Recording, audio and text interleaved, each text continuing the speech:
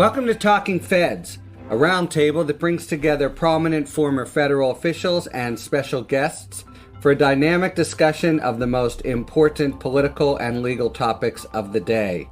I'm Harry Litman. Today, the emphasis is on the special guest because we have a very different and special sort of episode. Moving into the election, there is always the quadrennial discussion of younger voters, what moves them, why are their voting percentages low, even dramatically lower than in comparable countries like Germany or Canada? What could change that? In 2020, this discussion means engaging, hopefully, with a new generation of the 2020 electorate that has been dubbed Generation Z. There are about 24 million Americans born after 1996 who will have their first opportunity to cast a ballot in November. That is 1 in 10 eligible voters in the U.S. electorate. Their turn arrives, and they stand poised to displace Millennials, those born 1981 to 1996, in the public consciousness as the country's future. So we're really pleased to be sitting down today with 4 young voters who are leaders among their peers, but also phenomenally accomplished in their own rights in different fields, to ask them about the issues that matter most to them and hear their perspective on this pivotal election. I'm actually going to start by saying hi to everyone, but asking you to introduce yourself by just giving us your name, if you don't mind, your age,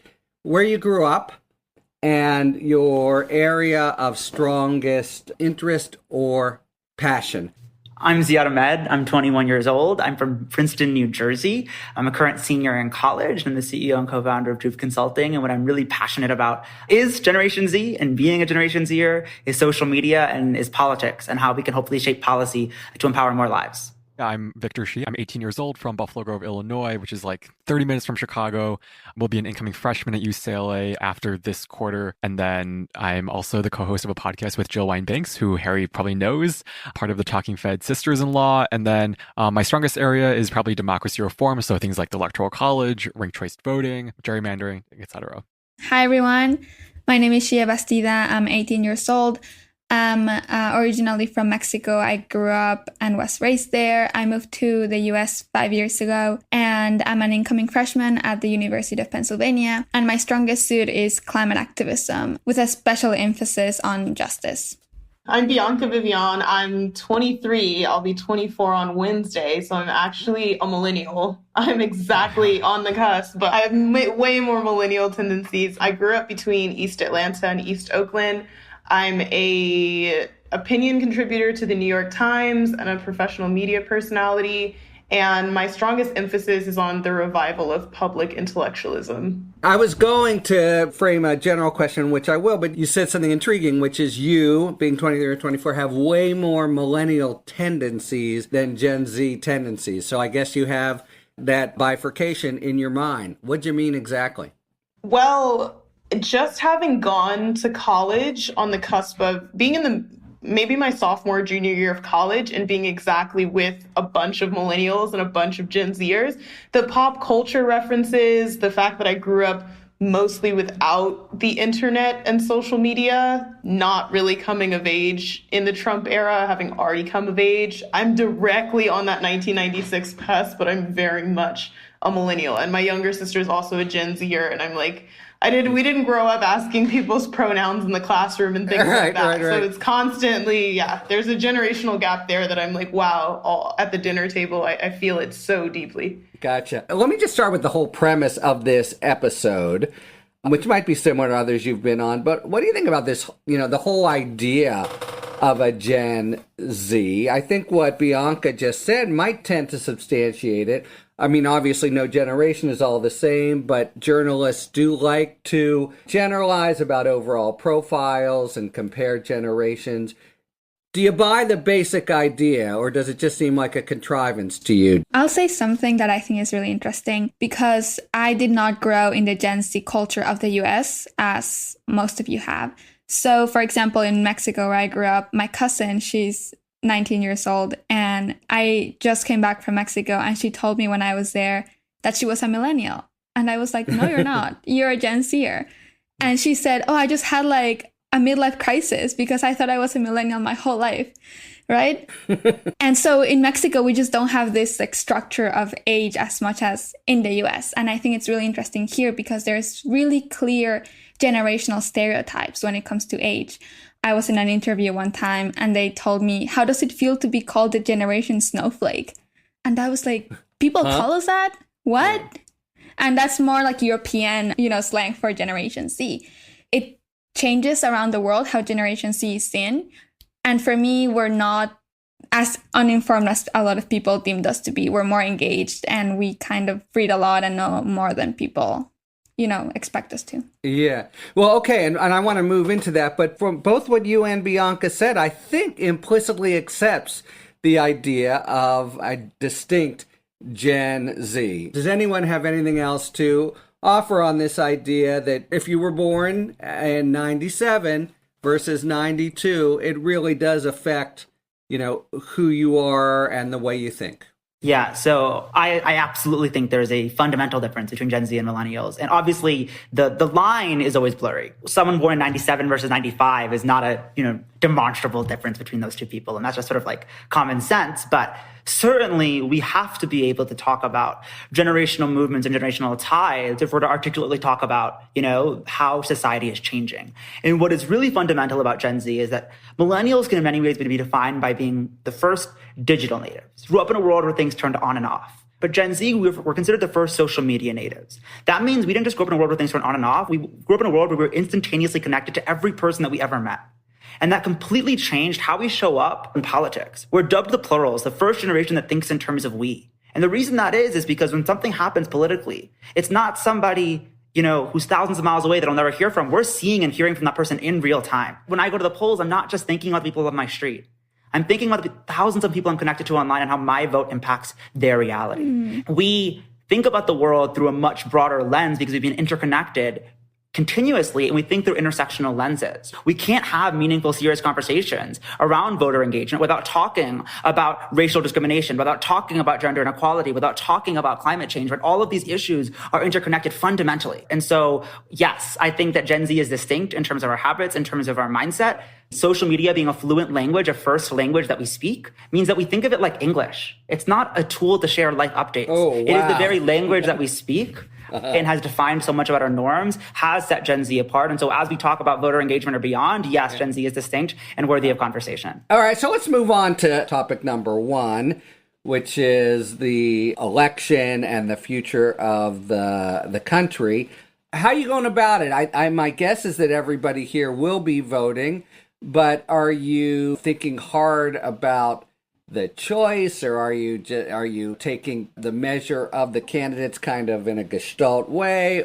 I think that being on that cusp is actually pretty important now, because the funny thing is I was in my sophomore or junior year of college in 2016, and people kept saying this is the most important election of your lifetimes. Yeah. And now this year, everyone's saying this is the most important election of your lifetimes. And I think they were both right, how, yeah, right. Yeah, exactly. And I mean, how many most important election of your lifetimes or lesser of two evil elections are you going to have? And I think that for me, when I think about social responsibility and like just reinstating any kind of stability, voting for Joe Biden has been a clear choice. But then how do you actually hold people and that administration, the Biden-Harris administration, to progressive policies if they know that everyone that's pretty much left at all, even if it's center, left of center, far left, is going to vote for them just out of literally creating a more stable society and getting back to, a level of decorum in the federal government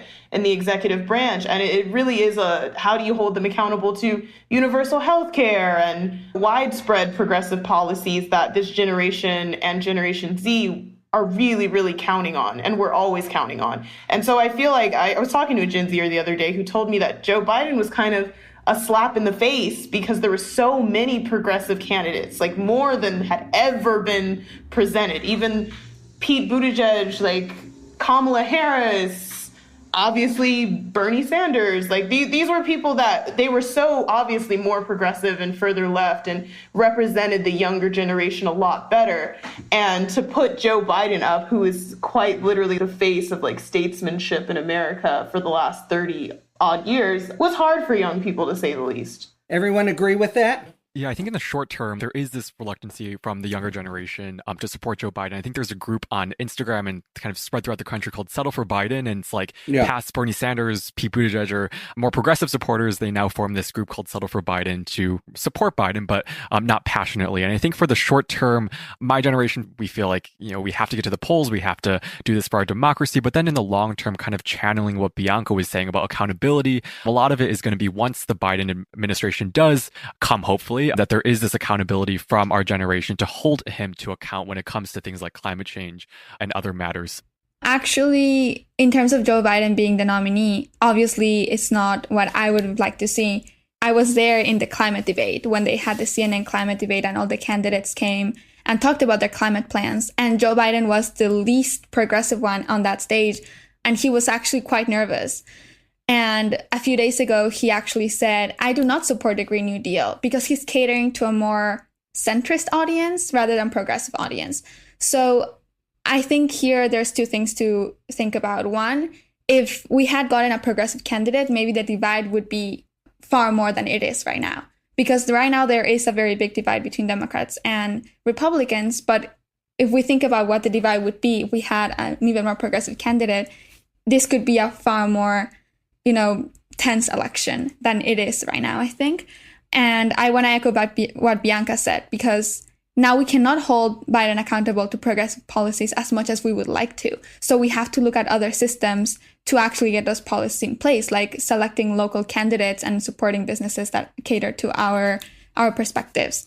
In the past, the way this has played out, it's not really in play now, was through third-party candidate. Do you know anyone who's supporting a candidate other than Biden or Trump? Myself. In 2016, I wrote in Bernie Sanders because the way the brokenness of the Electoral College, I live in New York, and actually at the time, because I was doing absentee ballot in California, it was merely a gesture of margins. It was literally just because it doesn't matter. If I was in Ohio, if I was in Florida, if I was in Nevada, people would have been knocking down my door with pitchforks. But if you're in California and it's the Electoral College, that state is going to go blue. That state is going to choose the Democratic candidate. It effectively did not matter. And because the Electoral College is set up in such a way to favor smaller states and these battleground states, and really it comes down to them, then it was me being like, why vote and throw in a vote for somebody that I absolutely have no political alignment whatsoever and actually see as like the antithesis of a lot of my politics. So it was really just me being like, if the margins say anything, if people look at the margins and say she barely won New York, she barely won California, then that was something that I could get behind and really not lose any sleep over. But it's not the most popular opinion. The data suggest that almost 25% of Gen Z support the president. So you must come across them somewhere. It doesn't sound like anyone on this panel does, but the people who are your age, other young voters who are Trump supporters, to the extent you come across them, what are their arguments in favor of supporting the president? In my experience, in New York, it's not easy to encounter people who are Trump supporters, but the people who I've found who are, they don't self-identify as Trump supporters, but they say their parents voted for Trump, is literally just economic purposes. Classmates whose parents own companies or have a lot of investments in the market, they say that tax cuts and all of those things would be beneficial for their family. So I think that's one of the only things that I've seen personally. I think that a lot of the problems that we're talking about regarding engaging young voters, regarding the candidates and the problems in our two-party system, and, whether or not people support Trump, et cetera, boil down to, I think, fundamental flaws of our democracy. And I think that we cannot have robust conversation around how do we engage young people until we remove the barriers for engaging young people, right? The Electoral College, I think, is such an insidious system that needs to be fundamentally reconstructed, right? Voter Day should be a national, holiday. We should have a federal automatic online voter registration process. Like, these systems are fundamental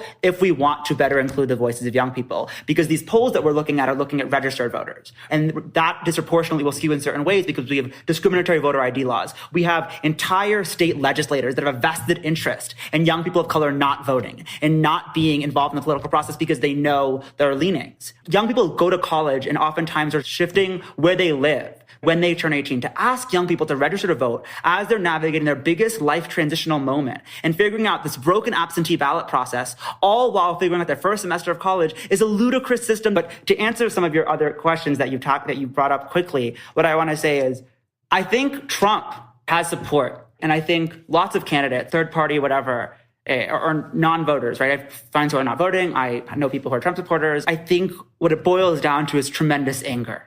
I think a lot of young people are really, really angry. What we have seen is our lifetimes have been bookmarked by 9/11 and coronavirus. And in the midst, we have watched a financial crisis and our financial institutions take advantage of our families, right? We have watched the United States be in almost continuous warfare. We have watched almost every major political, military, or economic or corporate entity, right, take advantage of communities, lie to us, pander, and beyond.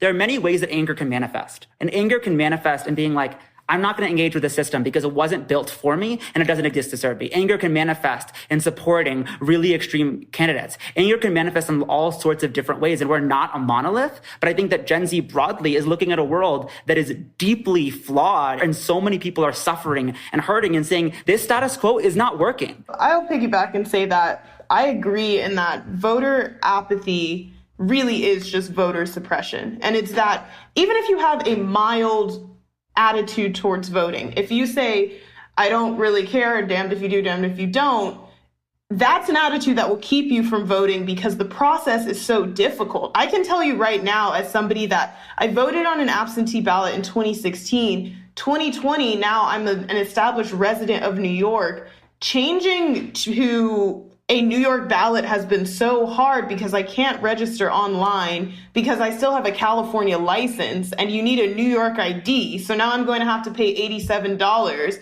to get a New York ID in the middle of a pandemic in order to register, literally just to vote in where I've lived for the last almost 7 years. And so I'm going to now have to go in person during a pandemic to register to vote at my local election county board in person. That's the only way you can do it if you have an out-of-state ID. And that's going to have to be either at the very end of Manhattan, completely opposite of where I live, or at a local place that closes every single day at 1 o'clock. And that's just on a very personal level, the hurdles that come from somebody that's actually actively politically minded, well-educated, and in a higher socioeconomic class than the people that I grew up around now. And those people are completely apathetic towards the system in every way because they're poor, because they're Black, because they feel disenfranchised and in so many other areas of their life and maligned by so many kinds of institutions besides the government, that to get them to really go through that process and say, just go vote, is really a slap in the face. And it's like apathy and suppression are so deeply linked that voter apathy, especially in the Obama era, because I was at the 2012 DNC heading up the youth desk for National Public Radio, and I was there and it was all about the youth vote. And everybody was like, oh, the youth vote, the youth vote. And people kept using the word voter apathy to say they're not going to come out in the same numbers that they did. But, I'll put it in the way that Winter Brienne, a young Gen Z voter activist, put it to me the other day. I was talking to her and she said the narrative is always they don't show up. And it's not, and it is, it's not just young people. It's always in contention with people of color, Black people, lower class people, or working class people. They don't show up for a system that does not show up for them. And even when you have a candidate that is so clearly pro-working class, pro-universal healthcare, pro the people, the Democratic machine has worked so tirelessly to malign that candidate and make sure no matter what, that he is not even just not the candidate, but not really even giving the entire country a chance to really vocalized that they wanted him, and maligning all of the other progressive candidates and trying to get them to drop out of the race so that it could effectively come down to Biden and Bernie. And we saw all of that as something working. We didn't see it as a broken system. We saw it as a system that was working to keep people from voting. So this is super helpful. So I've heard, there's some really, got to get the subway to 178th and all, it's a bit that, so there's all these practical problems that when you're younger, you don't have a car, you live in a, those kinds of things that are very practical. I've heard Zia talking about just anger at the system, so much so a kind of smoldering feeling that makes you not want to vote.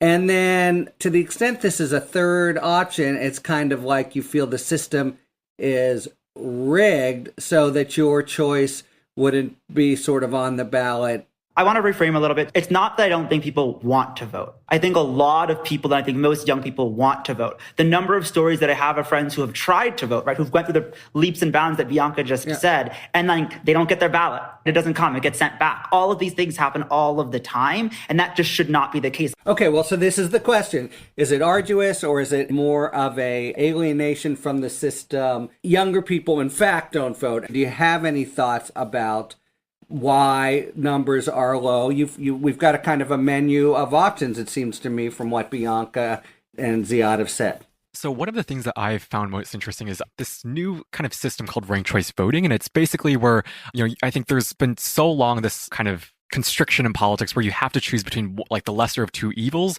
And this ranked choice voting system, Andrew Yang has supported it. There have been many candidates who have started supporting this new system in which you have the option to vote for as many people as you want on the presidential ticket. In the primary ticket, if you didn't like Joe Biden or if you didn't like Bernie Sanders, you could vote for someone else and just rank them in that order. And so that way your voice is heard in the election. I think so.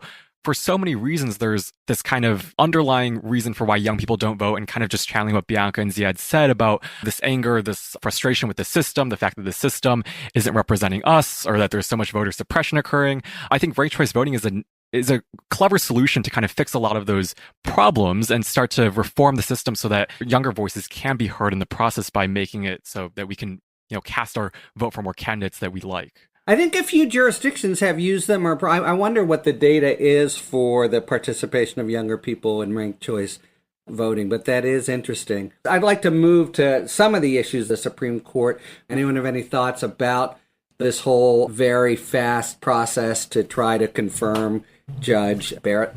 So, as I've mentioned, I did not grow up in the US, so I did not know anything about the systems of justice and all of that. But I did take constitutional law for 3 semesters in high school, and I think I learned a lot there. And one of the main things that I learned is how fragile the Supreme Court system is when it comes to very progressive issues, because it comes down to one person most of the time. And RBG, in this case, is one person who was on the progressive side who is not there anymore. And Justice Barrett would be not on the progressive side, we are assuming.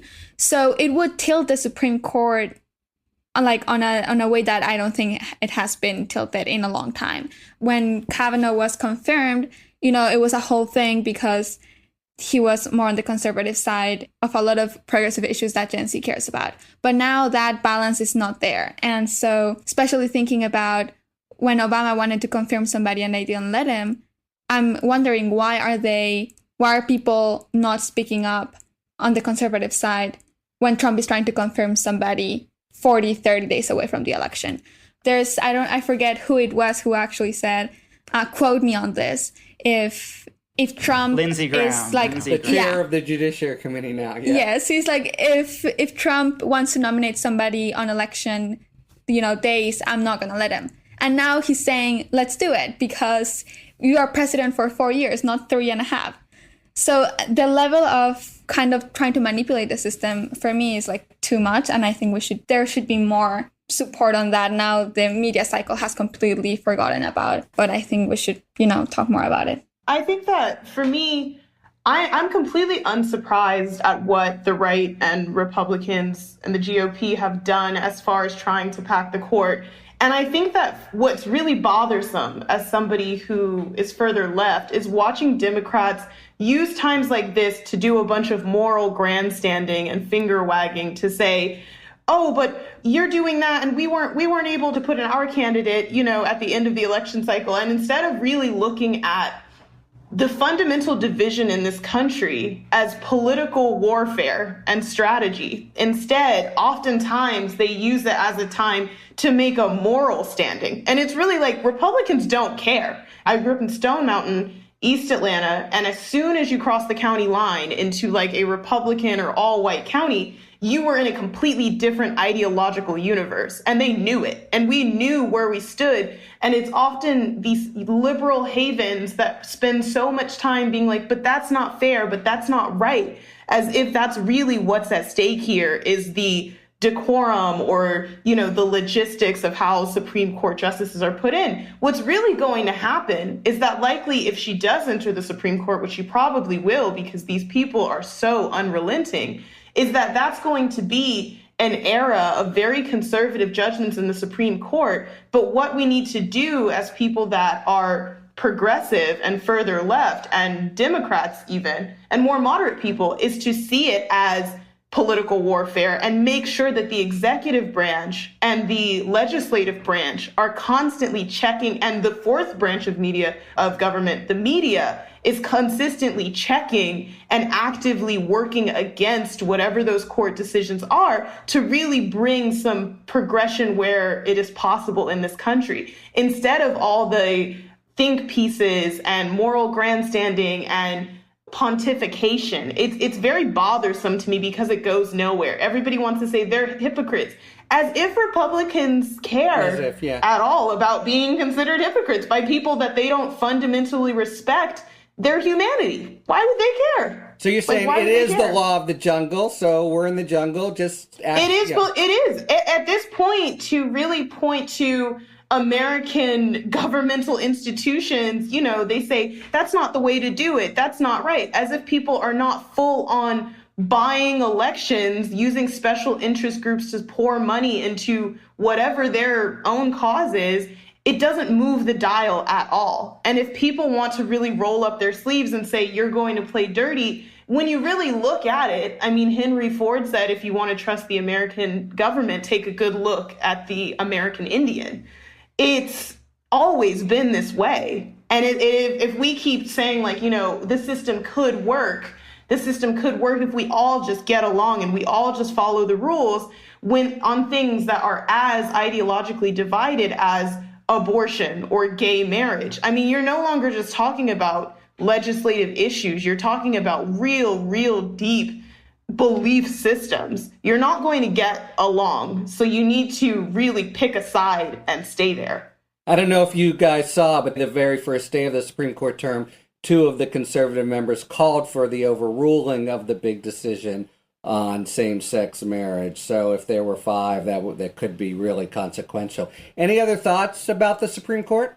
Yeah, I think in terms of the Supreme Court, Republicans have really done a good job, I think, at making the Supreme Court one of their fundamental issues. Case in point was the RNC and the DNC convention. So the RNC convention talked a lot about judges, appointing these Republican judges to the Supreme Court. The DNC convention, one of the most striking moments, for me at least, was I think on the second or third night, there was a lot of talk about these policy issues, but then no mention of the Supreme Court and how the Supreme Court could affect those issues. And I think that's a big part of the reason as to why Democrats don't really prioritize the Supreme Court. And I think, but with that passing of the notorious RBG, there was that shift in terms of our support for the Supreme Court, understanding the stakes if we do nominate Amy Coney Barrett to the Supreme Court. But I think Republicans have done a pretty good job at prioritizing the Supreme Court for a long time in politics. It's hard for me to even talk about the Supreme Court insofar as, when RBG passed away, I cried. From where I'm sitting, I can't fathom the fact that we are looking at the possibility of a 7-2 bench, right? I think we're just talking about it as a 6-3. But Thomas and Breyer are quickly aging. And if Trump is to win re-election, we are guaranteeing that Justice Barrett makes it onto the bench. And we are opening up the possibility of a 7-2 split on the bench. And I think sometimes perhaps, as young people and people as in general, we have short-term amnesia. We forget that marriage equality was passed a few years ago.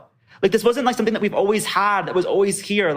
It took one justice crossing over, to Bianca's point, that the Supreme Court is significant, but we also need to ensure, we're checking them through the other institutions that we have, of course. However, we elect a president every 4 years. We elect Congress people every 2 years. This is a lifetime appointment. If Trump is to win re-election, we are looking at a supermajority in the Supreme Court of conservative, authoritarian rule for the foreseeable future of my adult livelihood. And what that looks like is Roe versus Wade being overturned, marriage equality being in jeopardy, catastrophic decisions on climate and pipelines, catastrophic decisions on workers' rights and immigrant rights and homeowners' rights. But we are looking at the degradation of any gains that we have made, and regardless of your political leaning, right? A 7-2 bench is bad for democracy.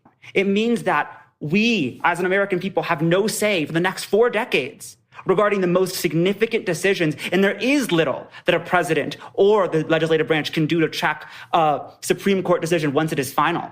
And that it's so visceral to me how much this matters to me. And what I think, when I'm talking to my peers about, voting in this election, I don't particularly care if people like Biden or not.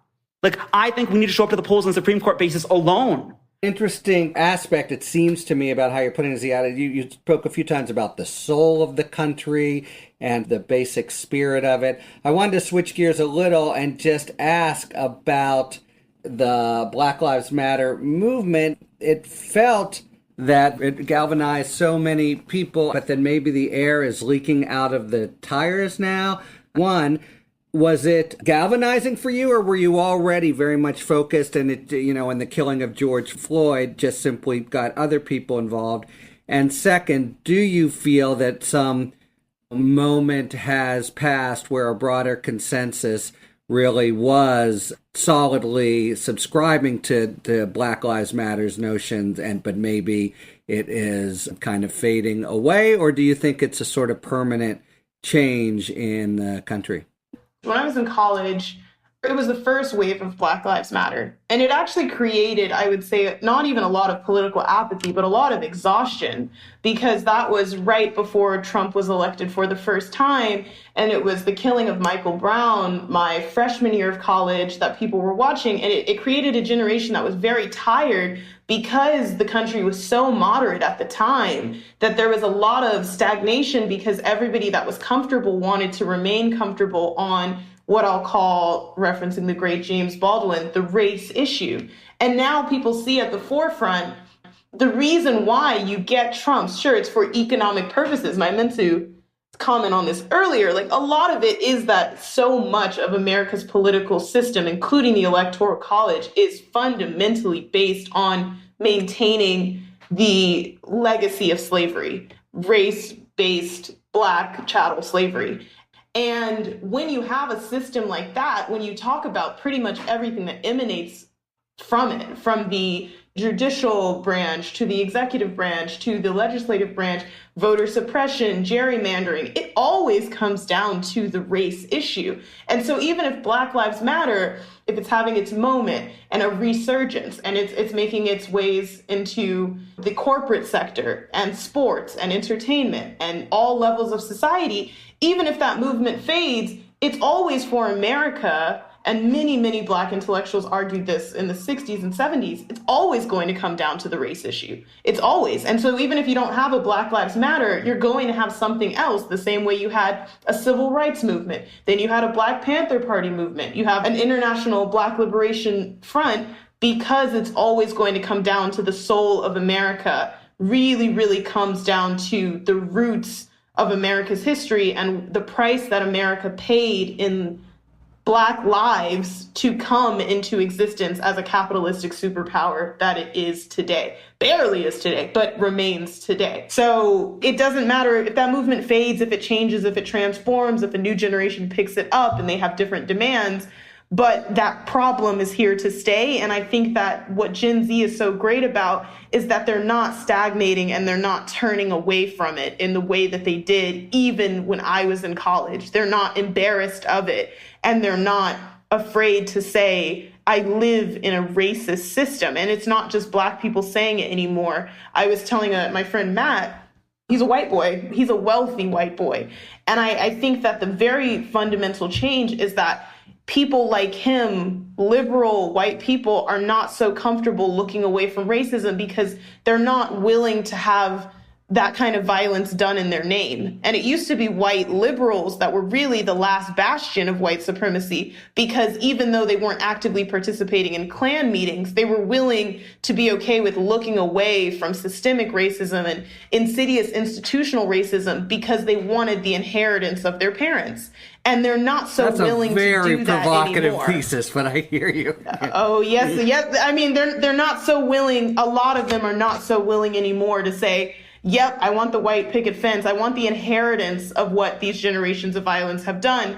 And if they don't want the inheritance and they're not willing to go to those lengths to protect it, then that entire system of white supremacy is in jeopardy. And I commend Gen Z for that tremendously. So you see a change. You see a big change. I feel a change is what it is. I feel a change. All right. Some of the things that Bianca said reminded me of an issue that I take to be almost a litmus test of Gen Z, that, I know that in particular Shea is involved in, but I feel that the seriousness of purpose that attaches to climate change among young voters generally, I don't know if I would see a distinction between millennials and Gen Z. And let me just start here. Baby boomers, hippies, peace, love, the beginning of the environmental movement, all, the Whole Earth Manual, etc. But I take it your view would be that they totally blew it. They did nothing really to help.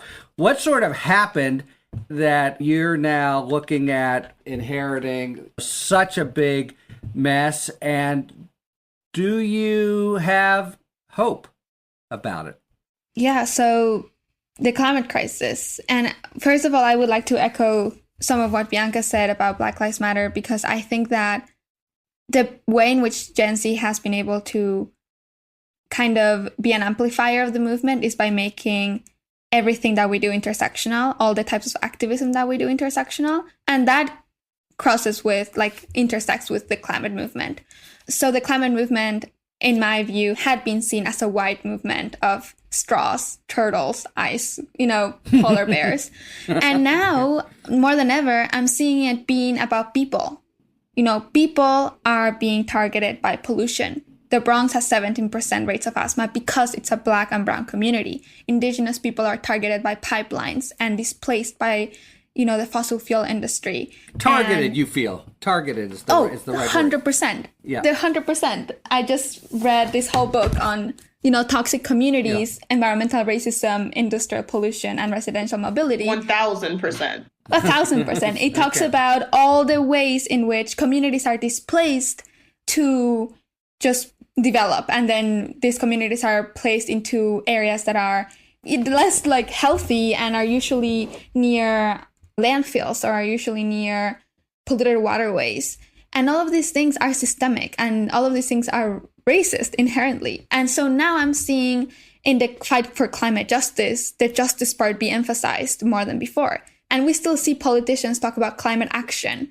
And we still see politicians talk about climate in a way of, it's because there's too much carbon in the atmosphere. It's because these are things that do matter. But what matters more, in my view, about the climate movement is how it affects every single aspect of our lives, from food security, immigrant security, biocultural diversity. All the biodiversity that is being lost is knowledge that is being lost by indigenous communities.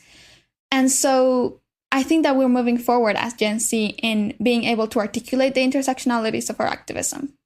To piggyback on that is that what Ziad said earlier about Gen Z being so much more pluralistic, it really matters, because in the 70s, the Greenpeace movement was so much about individual action. It was so much about eating less meat and recycling. I mean, I grew up partially in Oakland and bordered Berkeley, which was, the intellectual ghetto of the West that was all about, peace, and green. And I grew up, everybody recycled, and compost was a regular thing, but it was all about what the individual could do in order to better improve the planet. And really, when you got social media and you got that pluralistic sort of idea of what people could do together and having a different language that was really about acting against corporations, then you really clicked into how the rest of the world creates change, because only in America, where the singular voice has always been emphasized, one man standing up against injustice, the superhero complex, was much different than other countries where the stratification between the government power and the power of the individual is so different, because you had monarchs and you had dictatorships,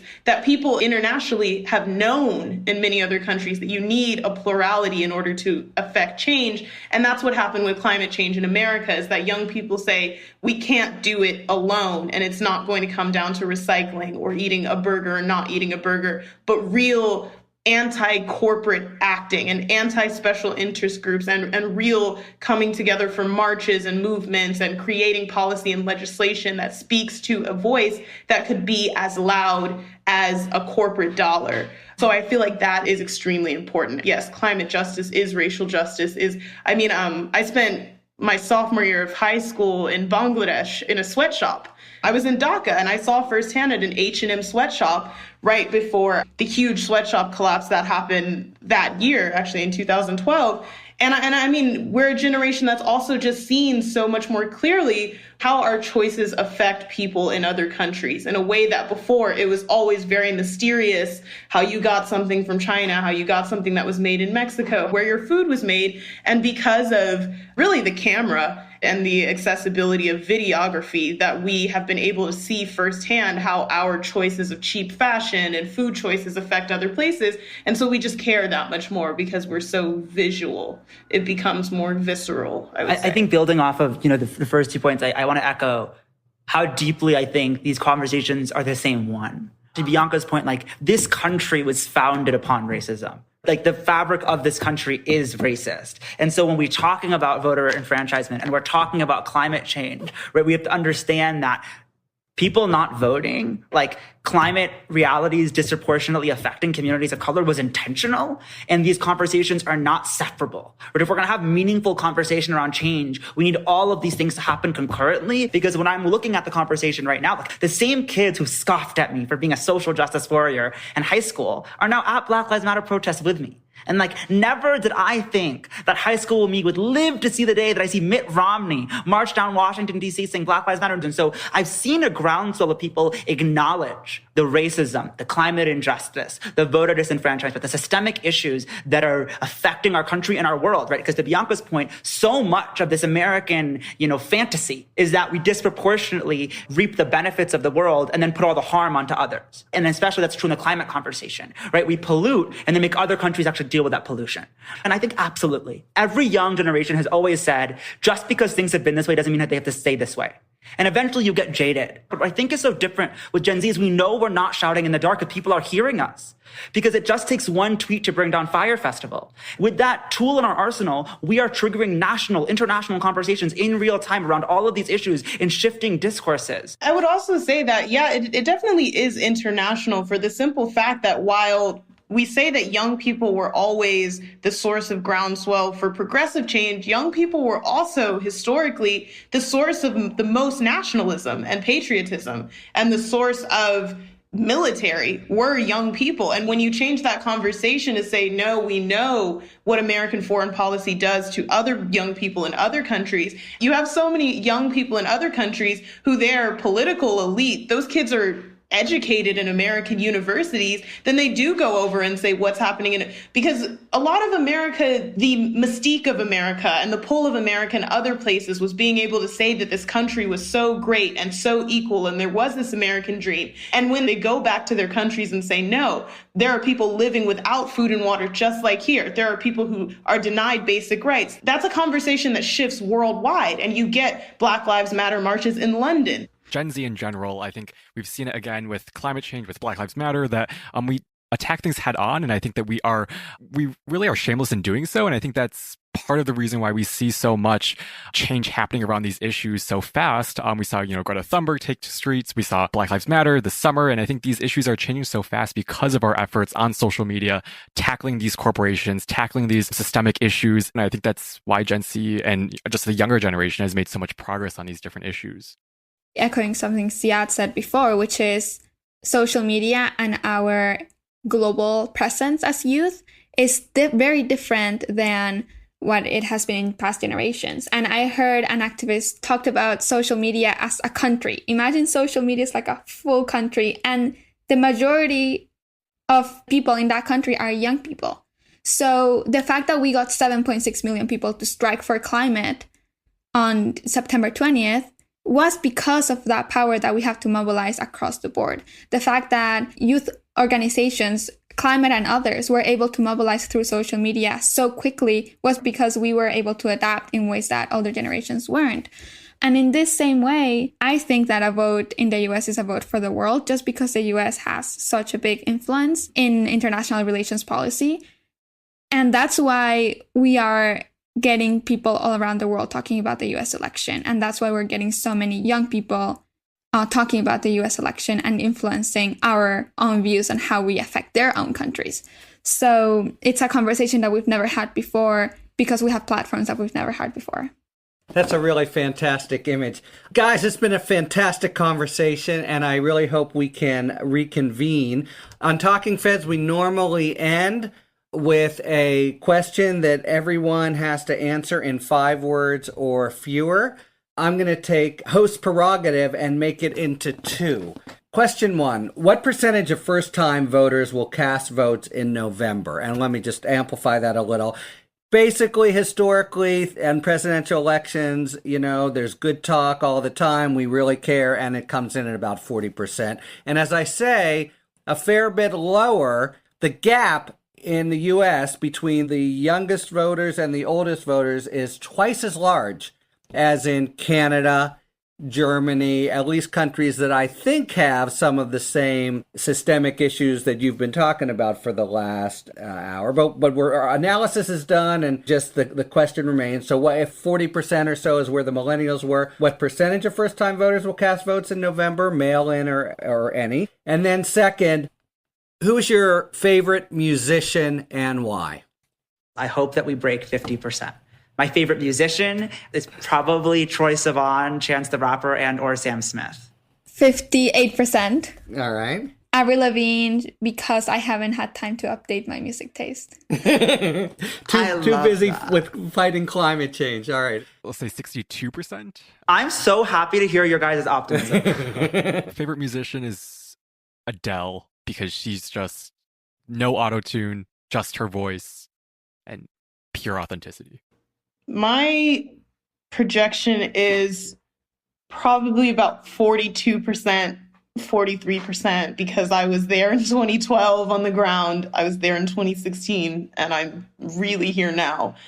And my favorite musician, I would say Stevie Wonder, so that if I listen to this when I'm in my 50s, that I still believe it. Because it was my favorite musician when I was in the 4th grade, and his music is so timeless that if I said anything else, if I said Drake, I would be literally rolling my eyes in 20 years when my kids are listening to this.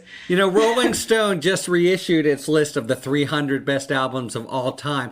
But in the top 50 was like Intervisions, Talking Book, Songs in the Key of Life, yeah. All of them. So they're with you. It's something else. I know all of them. So right. I'd say, yeah, it stands. If you would have asked me in high school, I would have said the same thing. Guys, it's been really enjoyable and illuminating. Thanks so much. I hope you'll come back and we can talk some more. That does it for this episode of Talking Feds. Thank you very much to Victor, Ziad, Shie, and Bianca. And thank you very much, listeners, for tuning in to Talking Feds. If you like what you've heard, please tell a friend to subscribe to us on Apple Podcasts or wherever they get their podcasts. And please take a moment to rate and review this podcast. You can follow us on Twitter @TalkingFedsPod to find out about future episodes and other Feds-related content. You can check us out on the web, talkingfeds.com, where we have full episode transcripts. And you can look to see our latest offerings on Patreon, where we post discussions about special topics exclusively for supporters. And these aren't outtakes or simply ad-free episodes, though we do have them there, but really original one-on-one discussions with national experts. Just recently, we've posted a long one-on-one interview with Pennsylvania Attorney General Josh Shapiro and with New York Times reporter Michael Schmidt about his new book, Donald Trump versus the United States. Also new ones on